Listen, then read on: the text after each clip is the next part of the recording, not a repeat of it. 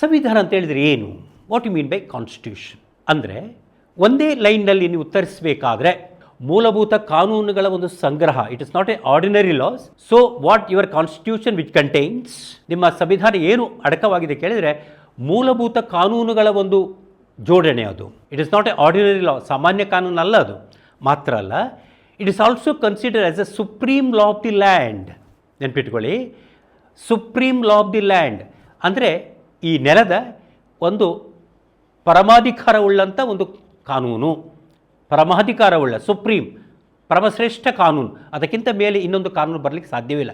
ಇವತ್ತು ನಾವು ಕಾನೂನುಗಳು ಮಾಡ್ತೀವಂತ ಹೇಳಿದರೆ ಅದೆಲ್ಲವೂ ಕೂಡ ಭಾರತ ಸಂವಿಧಾನದ ಕಾನೂನಿನ ಚೌಕಟ್ಟಿನ ಒಳಗೇನೇ ಇರ್ತದೆ. ಚೌಕಟ್ಟಿಗೆ ವಿರುದ್ಧವಾಗಿ ಹೋದರೆ ಅದು ಕಾನೂನು ಆಗುವುದಿಲ್ಲ. ದಟ್ ಕನ್ಸಿಡರ್ಸ್ ಇಲ್ಲೀಗಲ್, ಅನ್ಕಾನ್ಸ್ಟಿಟ್ಯೂಷನಲ್, ಅಸಂವಿಧಾನಿಕ, ಕಾನೂನು ಬಾಹಿರ ಆಗತ್ತೆ.